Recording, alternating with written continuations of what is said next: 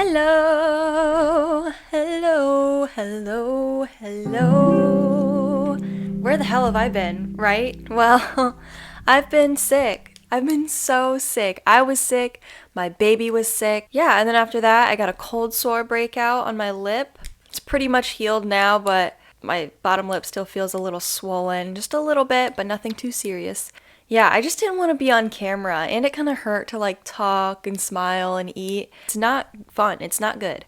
Anywho, I am going to talk about the books I read in February. I was on my romance game, of course, it being the month of love. I read some good ones and I read some not so good ones. The first book we're going to talk about is The Enemy by Sarah Adams. And this is one out of the two Sarah Adams books that I read in February. This is an enemies to lovers book, and I'm sure you could have guessed that by the title, The Enemy. This follows June and Ryan. June owns a bakery. Ryan is a famous chef. They were rivals all the way back in high school, and their two best friends are getting married to each other. The last time they saw each other before this wedding was high school graduation. They almost kissed, but Ryan turned away at the last second, and June has hated him even more with a fiery passion ever since. This book had little to no spice, which I'm not upset about. I thought I liked a little bit of spice, but you'll see later how I came across a book that actually had some crazy spice in it, and I didn't like it, but we'll get into that later. We're still talking about The Enemy by Sarah Adams for now. Yeah, you see this rivalry really ignite, we'll say, but it's still cute and innocent. A complaint that I have about this book, there is a scene, it's like a dinner rehearsal before the wedding, the married couple to be, and then June and Ryan, and June brings a date to make Ryan jealous. It's like something he did back in high school all the time when they tried doing like hangouts together. Ryan would always bring some like random lady as a date to like bother June. And June thought it would be funny to like bring that back and bring a date and like shove it in his face, which could be cute and funny, but it was actually extremely disrespectful to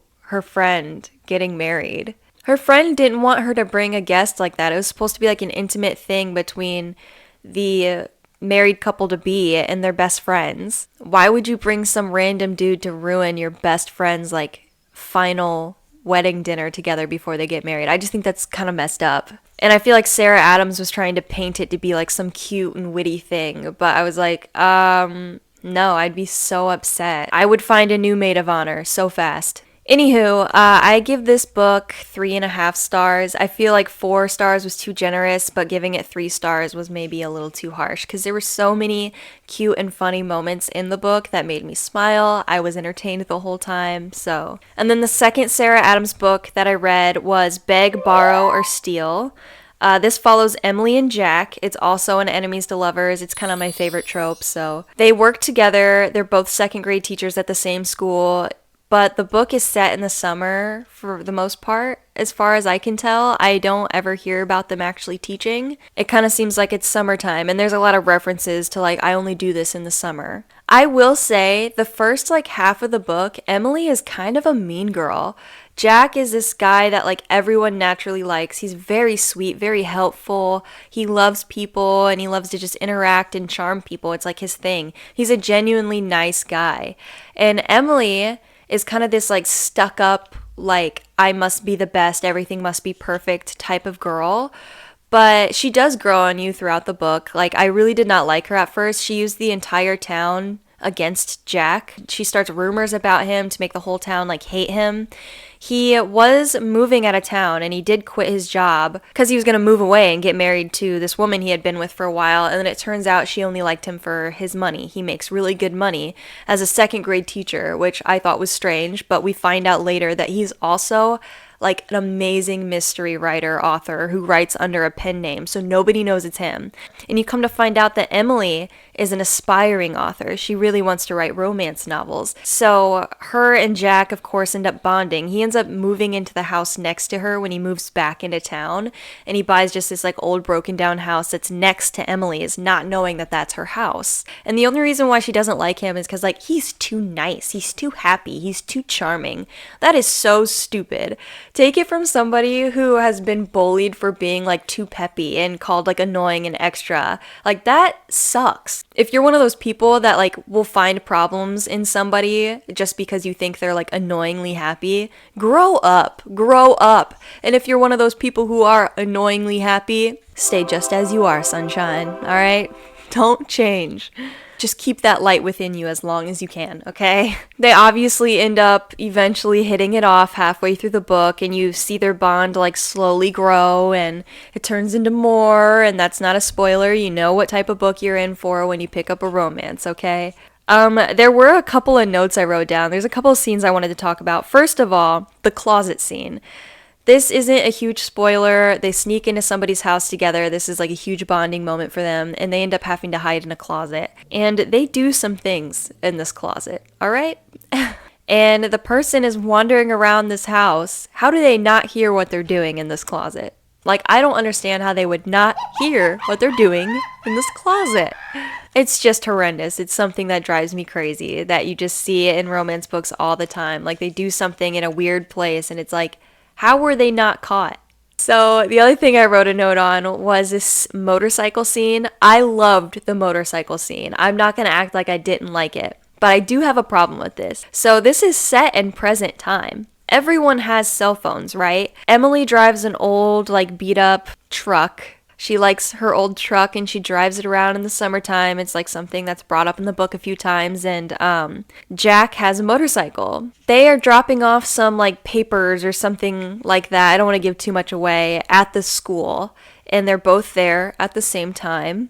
And Emily's old truck breaks down in the parking lot, and Jack is there with his motorcycle, and he offers her a ride. Now, as I said before, Emily has this entire town in the palm of her hand, okay? Like, she can call anybody. She has many siblings who live in town.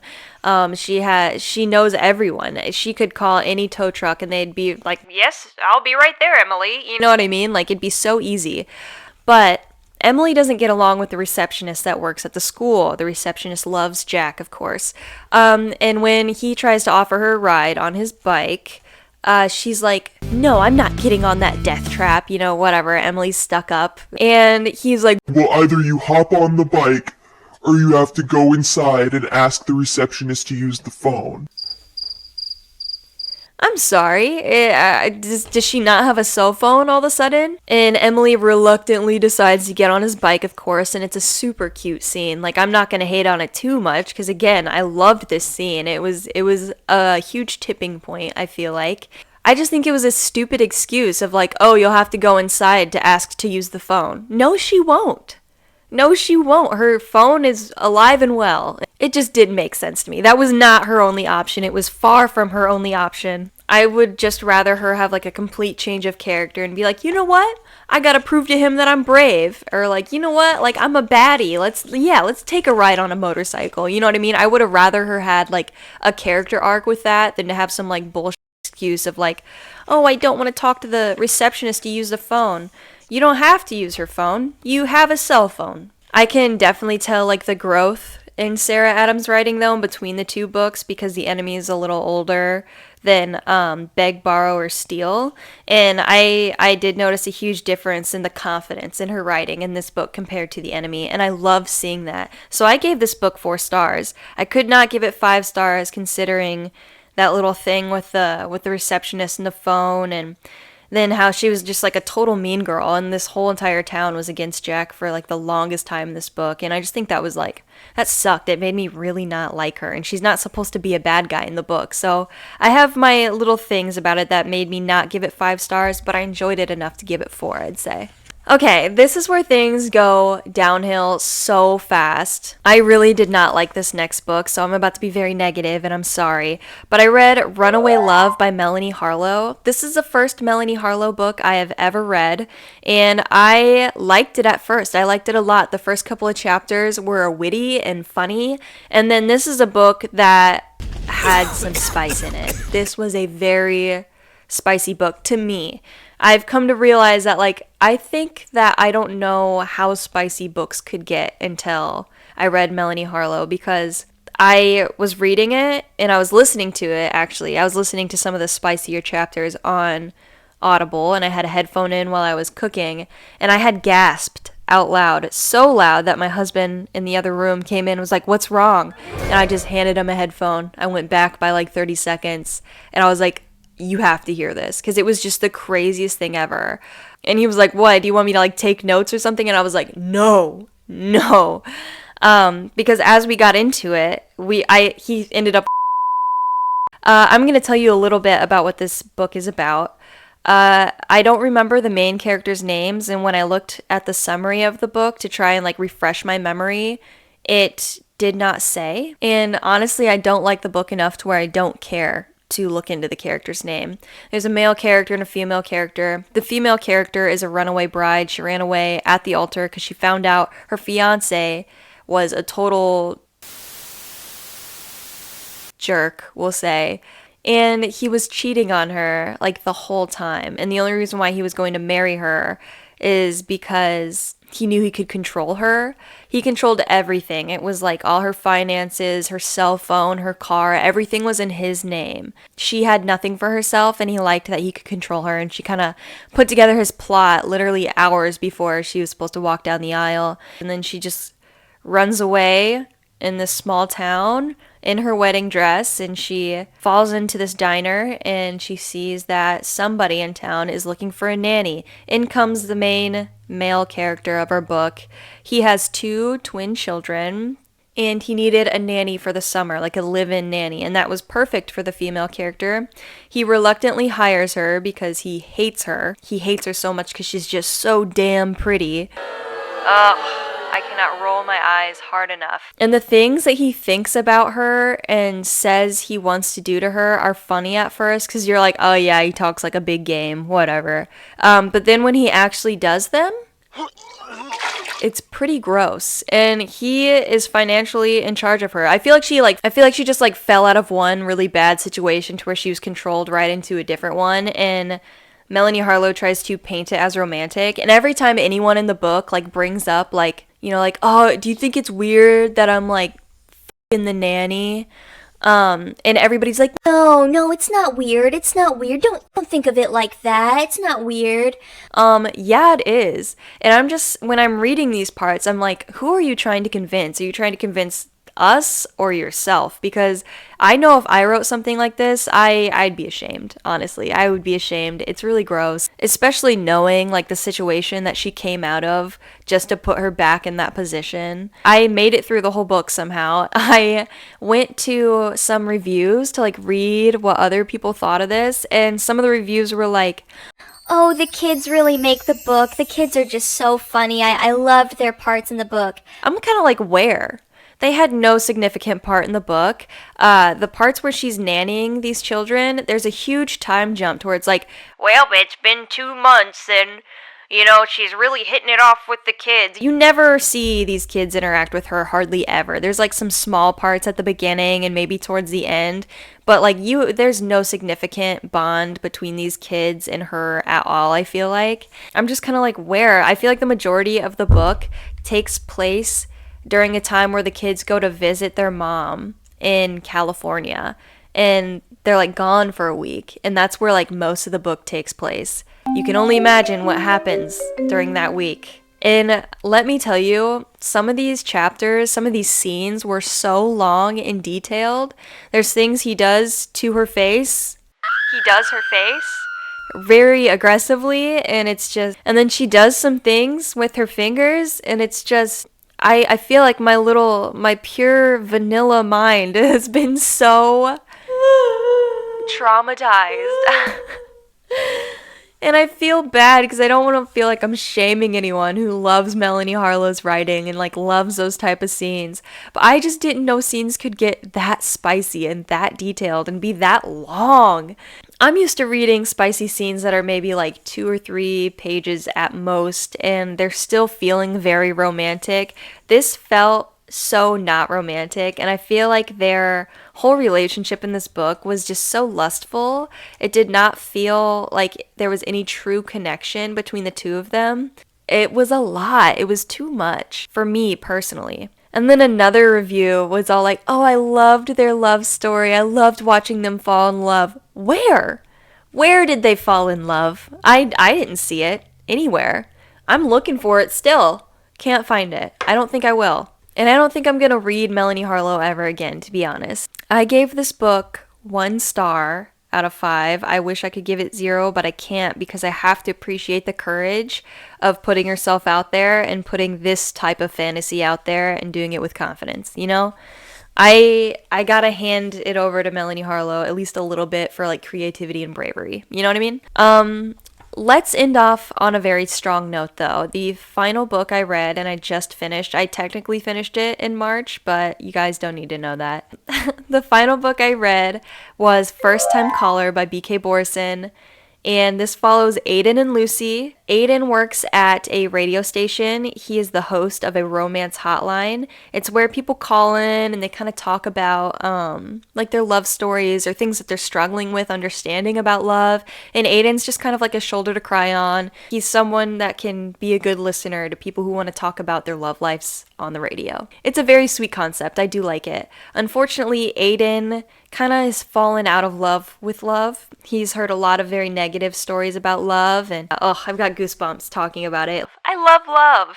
Lucy is a mechanic and she is a single mom. She has a 12-year-old. I think her daughter's name's Maya and she's 12 if I remember correctly. The dad, Grayson, he is gay.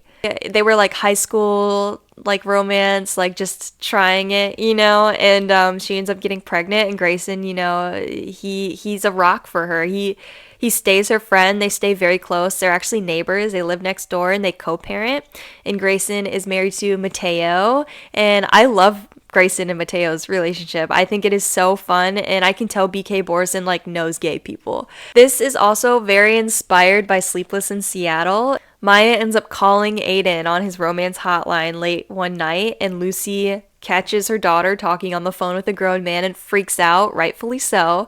And Aiden has to explain himself. Hey, your daughter's calling in to talk about your love life. She's worried about you. She doesn't want you to be lonely and sad, and she thinks you're lonely and sad. And Lucy, being the good mother that she is concerned and loves her daughter enough to be like, okay, I'm gonna hear her out. And so she ends up talking with Aiden on the phone. Baltimore falls in love with her and they're like, have Lucy on the show and help her find love. And so Aiden and Lucy meet. Obviously they hit it off and they have to navigate how do they discover that they think they might be the right people for each other, and it is just so sweet and wholesome. And there's many people who call in to talk to Lucy and Aiden and just tell them about their own experiences and how inspiring this whole story is. And I actually bookmarked a spot that I'm going to read. I read it and I cry sometimes, so please just go easy on me if I start crying. I'm gonna hold it together though. I'm gonna hold it together. I'm not gonna cry while reading this. This part in the book just really reminds me of my husband and I, because when I met him, I feel like he just made me so much better, and I know I did the same for him. And we've gone through so many phases in life, and in the book, this woman calls in, and she's like an old woman, and she's talking about her romance with her husband and just how that's grown. So I'm going to read it here. I've been with my husband for 65 years. Every day is not a fairy tale. We've worked hard for our relationship, to build it, to maintain it. I've become so many versions of myself, and so has he, but we found a way to fall in love with one another over and over again, every time. But there's magic too. In between the hard work, there are perfect moments where everything lines up exactly right. What else is that if not the universe telling me I'm exactly where I'm supposed to be? I'm right next to him, holding his hand. I wanted to tell Lucy that she's right to believe in it, her magic, and I hope she finds what she's looking for.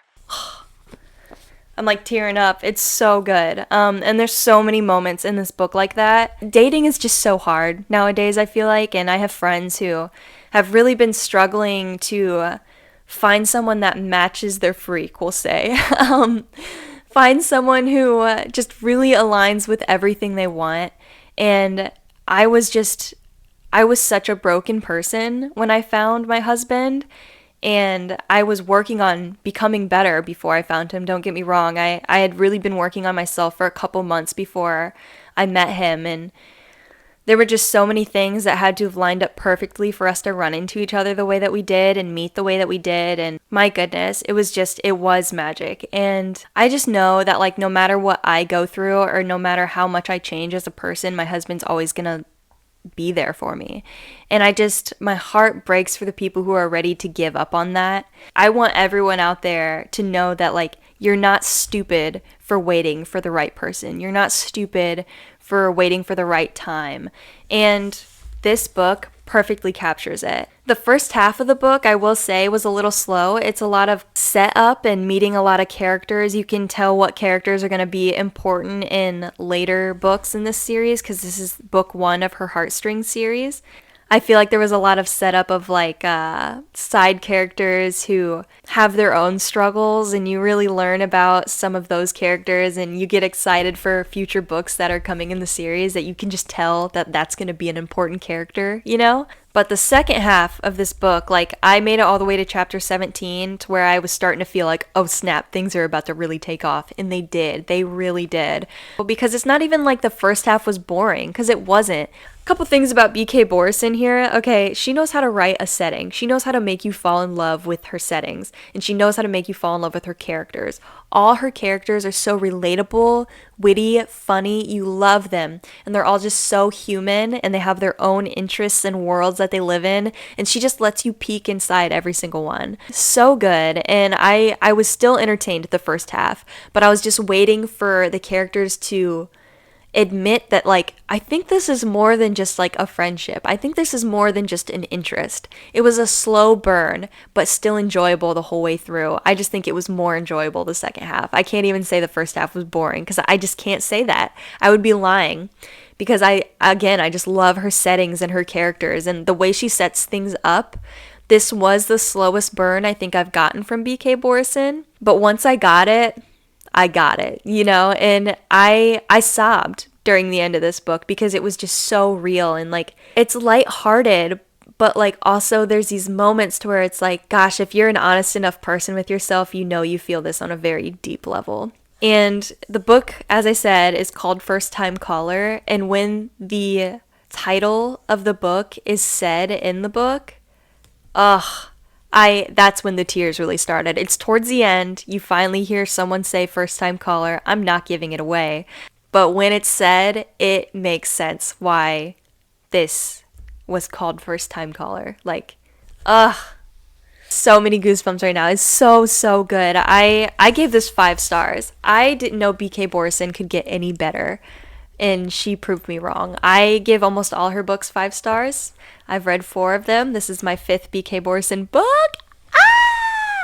And yeah, I thought her Love Light Farm series was good, but First Time Caller, like this Heartstrings series, I'm almost scared. I'm not ready to feel these feelings. Like, I just feel like maybe there's a little bit of everything in this book. There's something for everyone, and I just loved everything about it. And I have maybe gotten a little choked up reading BK Borison before, but this was like ugly cry.